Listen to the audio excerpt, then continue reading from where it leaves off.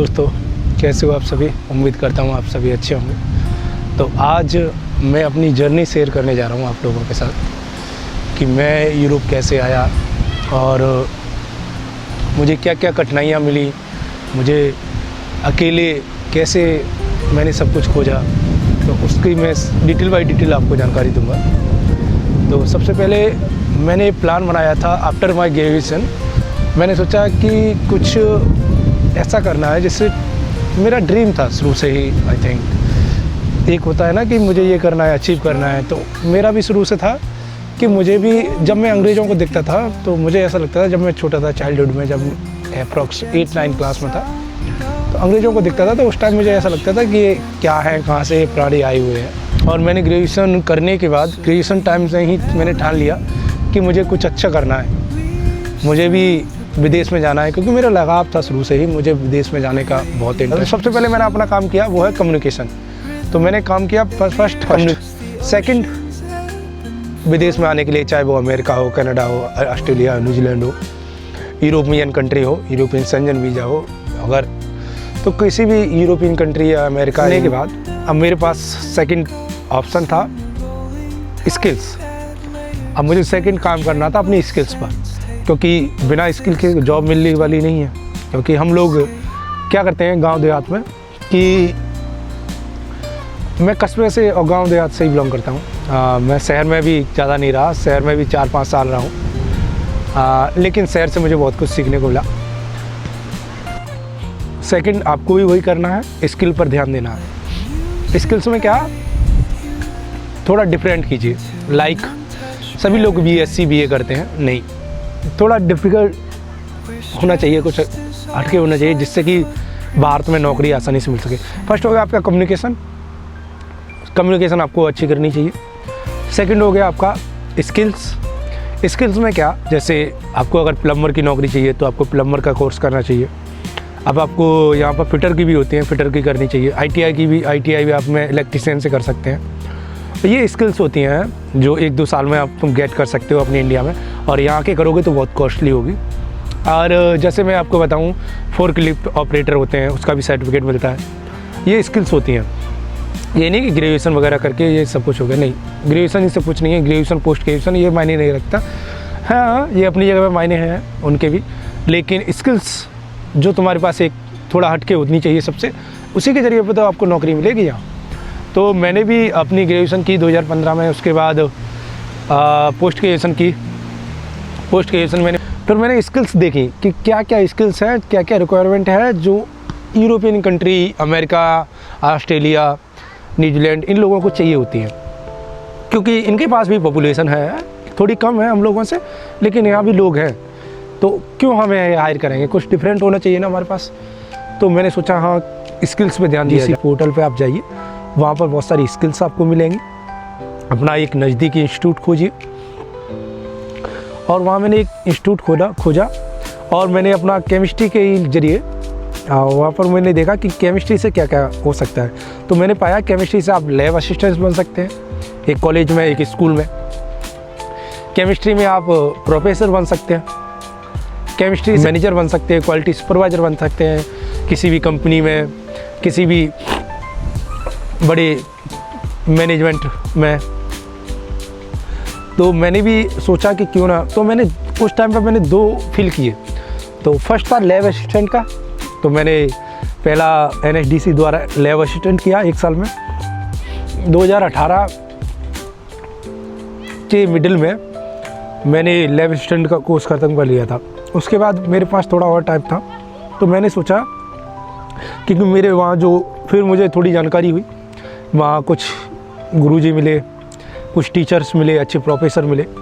उन्होंने बोला अगर मैंने उन्हें बताया अपनी सिचुएशन, सर ऐसे ऐसे क्या करूँ क्या नहीं करूँ। तो उन्होंने बोला कि अगर आपको अब्रॉड के लिए ही आपकी डेस्टिनेशन है, आपको अब्रॉड ही जाना है, तो क्यों ना आप क्वालिटी चेकर का एक स्किल करें। क्वालिटी चेकर क्या कंपनी हो जाए, कोई भी फूड प्रोडक्शन कंपनी हो, जैसे मान के चलो कोई भी स्नैक्स कंपनी हो, बिंगो, और जैसे मीट प्रोडक्शन, जैसे अन्य सभी प्रकार के फूड।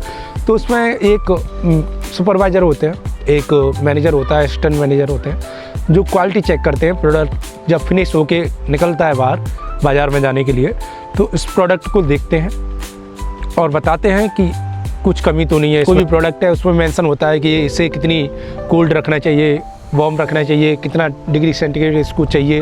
प्रत्येक फूड की डिफरेंट टाइप होती है कि कितना प्रोविजन इसे देना चाहिए, कितने कितने तापमान की इसकी ज़रूरत है, कितनी किस जगह पे इसे रखना उचित है, तो सब कुछ उसमें सिखाया जाता था। तो उसे मैंने फिर थर्ड, अब मुझे थी जॉब खोजनी, जॉब ढूंढनी। जॉब कैसे पाएँ यूरोप में, ऑस्ट्रेलिया में, अब्रॉड में? तो उसके लिए आपको बहुत सारे पोर्टल हैं।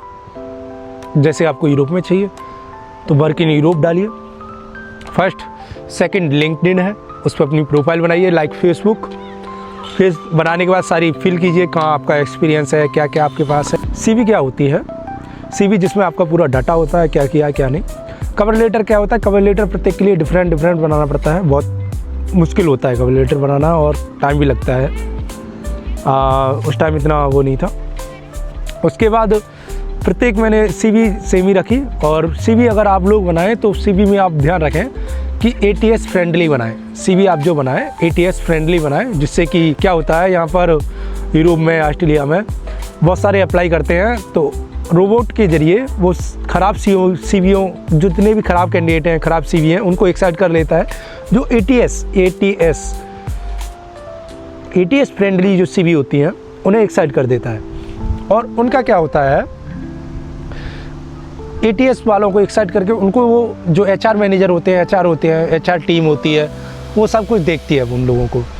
और उन लोगों को देखने के बाद उनमें से कैंडिडेटों को मेल, दिन में लगभग मैं 50 से 100, मिनिमम 50 से 100 भेजता था प्रत्येक कंपनी को।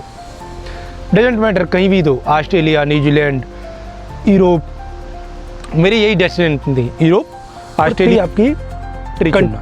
तो मैंने कंट्री चुनी यूरोप, क्योंकि मैंने सब जगह के वीज़ा देखे। वीज़ा देखने के बाद मुझे पता चला कि यूरोप में एक वीज़ा होता है शेंगन वीज़ा। उसमें क्या होता है कि एक बार अगर आपको वीज़ा मिल गया तो आप उस वीज़े से 27 से 28 नाव, पहले 27 थी अब 29 हो गई, 29 कंट्री को आप इजीली घूम सकते हैं, कहीं भी जा सकते हैं। और घूमने के बाद अगर आपको वहाँ जॉब मिले तो वहाँ भी जॉब कर सकते हैं। तो ये बेनिफिट मुझे बहुत अच्छा लगा, क्योंकि एक वीज़े से, अगर आपको एक वीज़े से 27 अब 29 कंट्रियों का एक्सेस मिल रहा है, तो वो बेनिफिट है। 100 से 50 मेल करता था और साथ ही साथ यूट्यूब वीडियो भी देखता था, और जैसे आप अभी देख रहे हो। और एक मेरे यूट्यूबर हैं और उनका मैं वीडियो देखता रहता था, वो बहुत गाइडेंस करते थे जैसे आप देख रहे हो। तो उनसे मैंने थोड़ा अपनी जानकारी शेयर की, मैसेज किया, उनको लाइक किया, सब्सक्राइब किया, सब चीज़ उन्होंने बोला वैसा वैसे करके उनसे मैंने अट्रैक्शन की। इंस्टाग्राम पर उन्हें मैसेज भेजा, उन्होंने मुझे बहुत हेल्प की, ऐसे ऐसे करो। फिर उन्होंने ही मुझे बताया कि अगर आप कवर लेटर बनाओ और CV बनाओ तो ATS फ्रेंडली बनाना। मैंने बोला ठीक है। तो मैंने ATS फ्रेंडली सर्च किया और मैंने अपना कवर लेटर CV बनाया और उसमें अपनी स्किल्स डाली, स्किल मैन है, स्किल्स डाली। फिर मुझे ये करते करते 1 साल हो गया, कोई भी रेस्पॉन्स नहीं मिला, बैड रेस्पॉन्स। फिर मैंने देखा नहीं, कोई भी रेस्पॉन्स नहीं आ रहा। रेस्पॉन्स आता था, मेल रिप्लाई आता था, बट उन्होंने वो बोलते थे you are not selected. Mail आता था मुझे वापस, इतना भी नहीं था कि मेल नहीं आए। तो लकीली मुझे फाइनली 2-3 कंपनियों से मैंने ATS फ्रेंडली बनाया, कंपनी ने मुझे सिलेक्ट किया और बोला you are selected for this opportunity and we are scheduling your interview on that day. So उन्होंने बोला, मैं उस टाइम में बहुत हैप्पी हुआ। अब मुझे पता नहीं था कि कैसे इंटरव्यू की प्रिपरेशन कैसे करूं, क्या क्या पूछेंगे, क्योंकि उससे पहले ही मैं थोड़ा बहुत काम का एक्सपीरियंस था मुझे, और ये पता नहीं था वो पूछेंगे क्या, क्या करेंगे, क्या होगा। तो मैंने फिर से यूट्यूब पर अपनी सर्च की जैसे, तो मैंने सब कुछ देखा अपने आप से। लोग यहाँ आने के लिए 10-10 लाख 15-15 लाख खर्च करते हैं, इतनी बड़ा अमाउंट खर्च करते हैं। मैं आपको एक अगले वीडियो में मैं आपको बताऊंगा। मेरे साथ जो एक और कैंडिडेट है, वो मेरा रूम के अनदर बिल्डिंग में वो रहता है पास में ही, वो यहाँ 15 लाख रुपए दे के आया। मैंने जब उसने मुझे ये बताया तो मैं शॉक हो गया थोड़ा सा, लेकिन वो अर्न भी कर रहा है अच्छा। उन्होंने शायद अब निकाल लिया होगा उसने पूरा पैसा। और फिर मुझे इंटरव्यू शेड्यूल हुआ। इंटरव्यू शेड्यूल होने के बाद मैंने अपना इंटरव्यू दिया, बहुत अच्छा इंटरव्यू गया पहली बार में, पर फिर से रिजेक्शन आया पहली बार के बाद। उन्होंने कहा इंटरव्यू ठीक था बट आई डोंट नो कहाँ कुछ गलतियाँ हुई। फिर मुझे वहाँ से भी रिजेक्शन आया। फिर मैंने हार नहीं मानी और मैंने फिर से अप्लाई करना शुरू किया और फाइनली मुझे एक कंपनी ने सिलेक्ट किया। सो मैंने उन्हें इंटरव्यू दिया, सब कुछ हुआ, उन्होंने मुझे ऑफ़र लेटर दिया। आफ्टर इंटरव्यू 3-4 डेज मुझे जॉब ऑफ़र लेटर आ गया। तो उसके बाद जॉब ऑफ़र लेटर आने के बाद मुझे BFS सबमिशन करना था।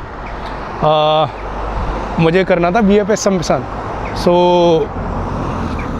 अब मेरी बारी थी BFS सबमिशन की। लेकिन उस टाइम पर इंडिया में कोविड के बाद कुछ यूरोपियन कंट्री के लिए BFS सबमिशन न्यू दिल्ली में बंद हो गया था, जैसे फिनलैंड, लिथुआनिया और कुछ कंट्रियों के लिए खुला हुआ था। लेकिन मुझे जो अप्लाई करना था उस कंट्री के लिए वहाँ पर बंद था। तो मुझे अब नज़दीकी कंट्री देखनी थी जिस पर मैं वहाँ पर जाकर मैं अपना वीज़ा सबमिशन कर सकूँ। तो मैंने फिर अपना वीज़ा सबमिशन करने के लिए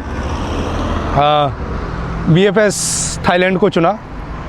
और BFS थाईलैंड, सबसे पहले मैं थाईलैंड गया और वहाँ पर मैंने अपने सारे डॉक्यूमेंट जो मैंने एपोस्टाइल पहले से ही न्यू दिल्ली से करा रखे थे, एपोस्टाइल कराने के बाद मैंने अपने BFS सबमिशन किया।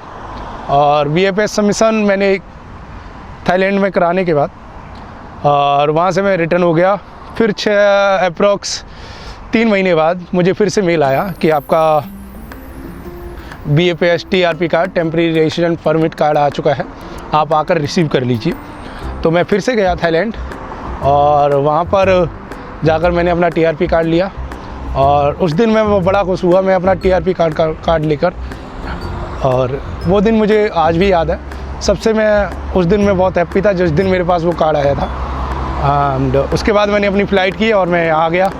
आज मैं देख सकते हो आप, आज सब कुछ है, एंजॉय है, काम है। और आज मंडे है, देखिए मंडे में आज इंडिया में कुछ लोग अपनी ऑफिस में बैठे होंगे, लेकिन यहाँ जब चाहे, इट्स डिपेंड ऑन यू, जब आप चाहो तब छुट्टी ले सकते हो। डजेंट मैटर नहीं करता। आपका मन करे आप असिस्टेंट को बोलिए, अपने प्रोफेसर को बोलिए, अपने सुपरवाइज़र मास्टर को बोलिए, आप किसी भी फील्ड में काम करते हो उनको बोलिए, आपको वो ईजीली छुट्टी दे देते हैं। यहाँ वो नहीं कि ये दो ये वो दो, थोड़े बहुत सारे रीजन बनाए, नहीं, ऐसा कुछ नहीं। यहाँ वो ईजीली आपको छुट्टी दे देते हैं, बहुत ईजीली। और यहाँ ये भी एक बेनिफिट ये भी है कि आप 11 महीने काम कीजिए और 12 महीने की सैलरी पाइए। आपको 11 महीने काम करना पड़ेगा और 12 महीने की सैलरी मिलेगी आपको। 1 महीने एक्स्ट्रा देते हैं ये लोग, हम वेकेशन पर जा सकते हैं और उस महीने में आप कहीं भी जा सकते हैं, घूम सकते हैं। उसका 1 महीने के लिए वो आपको सैलरी, 1 महीने की आपको सैलरी पे करेंगे। तो आप भी आ सकते हैं यूरोप बड़ी आसानी से, बस थोड़ी मेहनत तो लगेगी, आप भी आ सकते हैं। और बस आपको करना क्या होगा, आपको यूरोप आने के लिए करना क्या होगा, पहला कम्युनिकेशन, दूसरी आपकी स्किल्स, तीसरी आपको कंट्री फाइंड करना, कौन सी कंट्री जाना है, और उसी कंट्री के आधार पर आपको लिंक्डइन, इंडीड और work in that country which one you choose one, जो आप चुन रहे हो, और वहाँ अप्लाई कीजिए और ATS फ्रेंडली कवर लेटर और CV बनाइए, सेंड कीजिए। एंड सेंड करने के बाद आपको रेस्पॉन्स मिलेगा, अच्छा रेस्पॉन्स मिला, लकी हुए, और बहुत सारी जगहों से आएगा आपको कॉल। लगे रहिए, करते रहिए, जो कुछ समझना आए मैं हूँ आपको बताने के लिए। लाइक, शेयर, सब्सक्राइब कीजिए, क्योंकि शेयरिंग करेंगे तो केयरिंग होगी, शेयरिंग इज़ केयरिंग। सो उसके बाद आपको मैं गाइडेंस दूंगा, मैं अपना इंस्टाग्राम यहाँ डाल दूँगा, आपको मैं सब कुछ चीज़ें बता दूँगा। तो आगे ऐसे और भी इन्फॉर्मेशन वीडियो में आपको बताता रहूँगा, आगे इन्फॉर्मेशन देता रहूँगा ऐसी वीडियो के द्वारा। तो उसके लिए आप मुझे सब्सक्राइब कीजिए। थैंक यू, मिलते हैं अगली वीडियो में।